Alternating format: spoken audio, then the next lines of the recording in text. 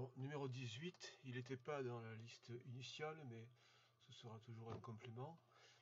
Représenter un condensateur plan, eh bien, on doit faire figurer deux armatures métalliques, planes, parallèles. À quelles conditions une particule peut être accélérée en décrivant une trajectoire rectiligne?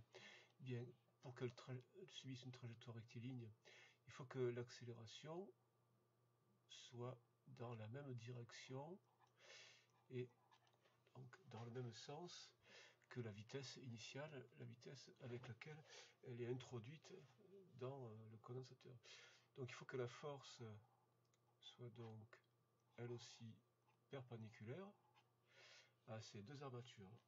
Pour que la force soit perpendiculaire à ces deux armatures, puisque la force c'est QE, eh bien si la particule est positive à une charge positive, donc Q est positif et F et E ont le même sens, donc E doit être aussi orienté de la gauche vers la droite, donc avec le plus ici et le moins ici. Mais s'il s'agit d'un électron, alors dans ce cas, il faut que, puisque Q est négatif, il faut que E soit orienté dans l'autre sens, de la droite vers la gauche. Donc si c'est un électron, il faut que cette armature-là soit positive et que cette armature-là soit négative. Et donc, dans ce cas, le champ sera orienté de la droite vers la gauche. Et donc, il faut que la vitesse initiale soit perpendiculaire aux plaques. À ce moment-là, la trajectoire sera rectiligne et on aura bien un accélérateur linéaire de particules.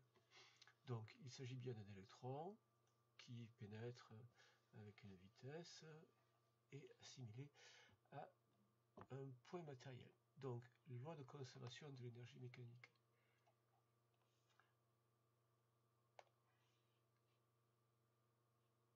De A. La loi de conservation de l'énergie mécanique. L'énergie mécanique en A et l'énergie mécanique en B seront égales s'il n'y a pas de frottement. Et donc, l'énergie mécanique pour une particule qui se trouve dans un champ électrique sera la somme d'une contribution énergie cinétique et d'une contribution énergie potentielle. Énergie cinétique plus énergie potentielle. L'énergie cinétique, c'est toujours 1/2 de mv au carré. Donc là, ce sera V0. Et ici, la particule, l'électron ayant été accéléré, il atteint donc l'autre armature avec une vitesse plus grande, Vf, de valeur Vf. Donc ici, ce sera 1/2 de mvf au carré. Mais l'énergie potentielle dans un champ électrique, pour une particule, elle s'exprime comme un produit charge fois un potentiel, une grandeur appelée potentiel QV. QV, la charge électrique, et le potentiel, on peut considérer que ça ressemble à ce que serait la hauteur dans un champ de pesanteur. Et donc ici, ce potentiel électrique, ce serait le potentiel en A, et ici, le potentiel en B. Et les deux sont égales. La somme énergie cinétique, énergie potentielle sur l'armature A et la somme énergie cinétique, énergie potentielle sur l'armature B sont égales. Donc égales, égales. Évidemment, on peut continuer à exprimer, à détailler l'expression en remplaçant cette charge-là, Q, par sa valeur qui est moins E, puisqu'il s'agit d'un électron. Donc 1/2 de mv0 carré moins EVA égale 1/2 de mvf carré moins EVB. conservation de l'énergie mécanique pour une particule électrique dans un champ électrique. On peut du coup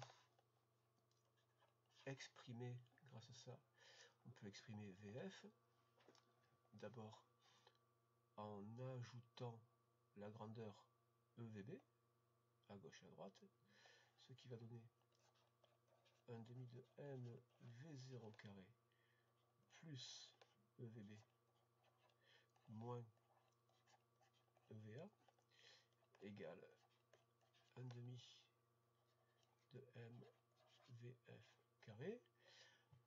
On peut mettre E un facteur, ici VA moins VB moins VA égale, etc.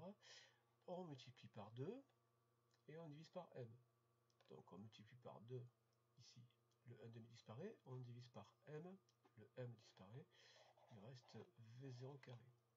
Ici pareil, on multiplie par 2, ça fait 2E, on divise par M, sur M, VB moins VA égale, et puis là donc il ne restera que le VF carré, et donc VF égale racine carré de V0 carré plus 2E sur M VB moins VA. Voilà pour l'expression. On le calcule donc avec les valeurs. V0 c'est 1,0 10 puissance 3, donc au carré, plus 2 fois petite e, la charge élémentaire 1,6 10 puissance moins 19 sur la masse de l'électron 9,1 10 puissance moins 31 fois VB moins VA. Alors VB moins VA, on voit que c'est l'opposé de VA moins VB, et VA moins VB, la tension U de AB, c'est moins 1,0 kV, donc 1,0 10 puissance 3 volts. Donc c'est moins 1,0 10 puissance 3, donc ça fait plus 1,0 10 puissance 3. Et tout ça, ça donne 1,9 10 puissance 7 mètres par seconde. Voilà pour l'expression et la valeur de VF. Autre moyen d'aborder ce problème et d'obtenir cette vitesse-là, c'est détailler le travail de la force électrique. Donc, le travail d'une force électrique, le travail d'une force entre deux points A et B est donc défini par le produit scalaire F AB, vecteur F, vecteur AB, vecteur force, vecteur déplacement. Et comme les deux sont collinaires et de même sens, c'est donc valeur de F, valeur de AB cos 0, donc 1. Et donc ça fait F fois AB. F c'est QE, QE fois AB. On continue à détailler. QE c'est Q c'est moins E, charge élémentaire, c'est la charge de l'électron, E c'est le champ, et multiplié par AB. Et on voit que le produit E-AB, c'est la tension entre A et B, VA moins VB. Donc on peut remplacer E fois AB par U de AB. Donc ça fait moins E, et à la place de EAB, on peut U de AB. Cette dernière étape-là, pas complètement indispensable, mais puisque on vous donne les expressions là. Ensuite, le théorème de l'énergie cinétique, eh bien, le théorème de l'énergie cinétique dit que la variation d'énergie cinétique, c'est le travail des forces appliquées. Et donc, F force appliquée, donc c'est le travail de la force appliquée, de la force électrique, variation entre A et B.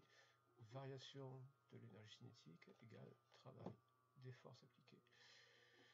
Ici, la variation d'énergie cinétique, c'est énergie cinétique en B moins énergie cinétique en A.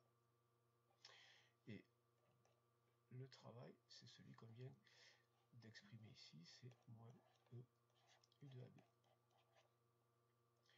Énergie cinétique en B, on l'avait exprimé là-haut, c'était donc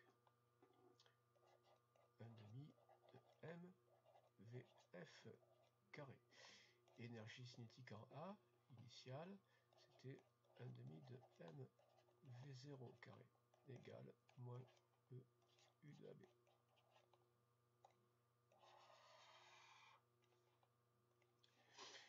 Pour exprimer VF, eh bien, on va ajouter ce terme-là, on va ajouter 1/2 de MV0 carré, donc il y a 1/2 de MVF carré égale 1/2 de MV0 carré moins E U de AB. Ensuite, on multiplie par 2 et on divise par M. Ici, si on multiplie par 2 et qu'on divise par M, on obtient VF carré. Ici, on multiplie par 2, on divise par M, V0 carré. Ici, on multiplie par 2 et on divise par M, 2 AB. Au-dessus de la barre de fraction ou à côté, peu importe. Et ensuite, VF égale racine de V0 carré moins 2E U de AB sur M, qui est bien la même expression que celle qu'on a obtenue à la question 2.